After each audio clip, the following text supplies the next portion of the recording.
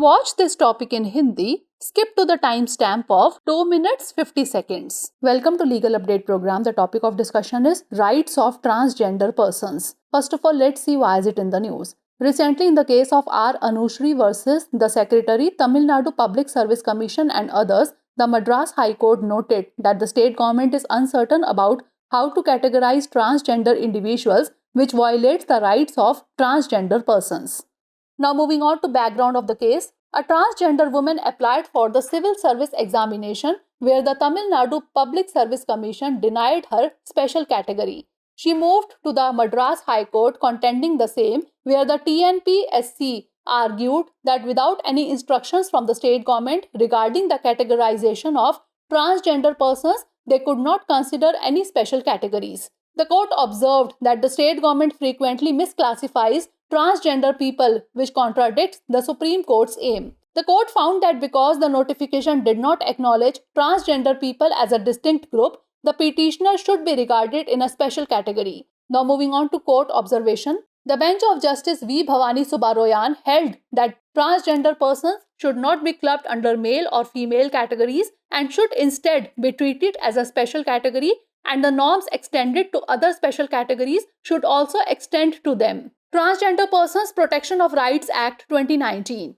According to this act, transgender refers to individuals whose gender does not match their birth gender. This includes those with intersex variations, genderqueer, and socio-cultural identities like Kinnar, Hijra, Aravani, and Jogta. This act forbids discrimination against transgender people in education, employment, healthcare, and housing. It provides recognition, forms a national council, and guarantees access to healthcare and extensive insurance programs. Now moving on to case law, National Legal Services Authority versus Union of India 2014. The Supreme Court recognized transgender individuals as the third gender, granting them equal constitutional rights and the right to self-identity as male, female, or third gender, affirming the equality of their gender identity. Now is the time to test your knowledge. In which case the Supreme Court recognized transgender individuals as third gender? Rajesh Khurana versus Union of India, Menaka Gandhi versus Union of India, Golaknath versus State of Punjab, or National Legal Services Authority versus Union of India? Send the answer of this question in the comment section. Stay tuned for more such updates.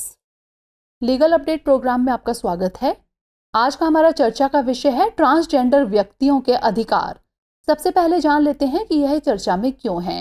हाल ही में are Anushree बनाम सचिव तमिलनाडु लोक सेवा आयोग एवं अन्य के मामले में मद्रास उच्च न्यायालय ने टिप्पणी की कि राज्य सरकार इस बात को लेकर अनिश्चित है कि ट्रांसजेंडर व्यक्तियों को किस प्रकार वर्गीकृत किया जाए, जो कि ट्रांसजेंडर व्यक्तियों के अधिकारों का उल्लंघन है।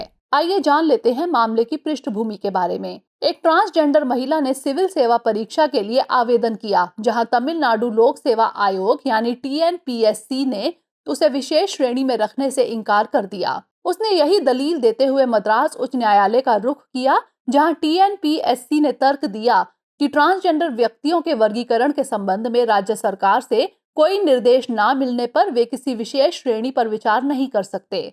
न्यायालय ने पाया कि राज्य सरकार अक्सर ट्रांसजेंडर लोगों को गलत तरीके से वर्गीकृत करती है, जो सर्वोच्च न्यायालय के उद्देश्य के विपरीत है। न्यायालय ने पाया कि चूंकि अधिसूचना में ट्रांसजेंडर लोगों को एक अलग समूह के रूप में स्वीकार नहीं किया गया है, इसलिए याचिकाकर्ता को एक विशेष श्रेणी में माना जाना चाहिए।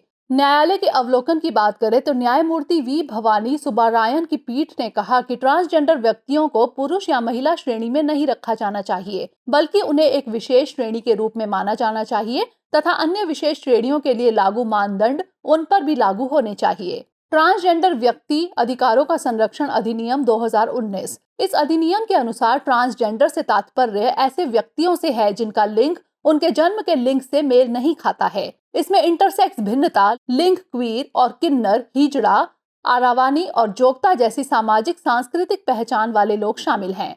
यह अधिनियम शिक्षा, रोजगार, स्वास्थ्य सेवा और आवास में ट्रांसजेंडर लोगों के खिलाफ भेदभाव को रोकता है। यह मान्यता प्रदान करता है, एक राष्ट्रीय परिषद बनाता है और स्वास्थ्य देखभाल और व्यापक बीमा कार्यक्रमों तक पहुंच की गारंटी देता है। निर्णय विधि, राष्ट्रीय विधिक सेवा प्राधिकरण बनाम भारत संघ 2014। सुप्रीम कोर्ट ने ट्रांसजेंडर व्यक्तियों को तीसरे लिंग के रूप में मान्यता दी, उन्हें समान संवैधानिक अधिकार दिए और पुरुष, महिला या तीसरे लिंग के रूप में खुद को पहचानने का अधिकार दिया, जिससे उनकी लिंग पहचान की समानता की पुष्टि हुई। आइए नोट कर लेते हैं अभ्यास प्रश्न। किस मामले में सुप्रीम कोर्ट ने ट्रांसजेंडर व्यक्तियों को तीसरे लिंग के रूप में मान्यता दी? राजेश खुराना बनाम भारत संघ, मेनका गांधी बनाम भारत संघ, गोलकनाथ बनाम पंजाब राज्य या फिर राष्ट्रीय विधिक सेवा प्राधिकरण बनाम भारत संघ? इसका उत्तर हमें कमेंट सेक्शन में जरूर भेजिएगा। मिलेंगे अगले एपिसोड में। धन्यवाद।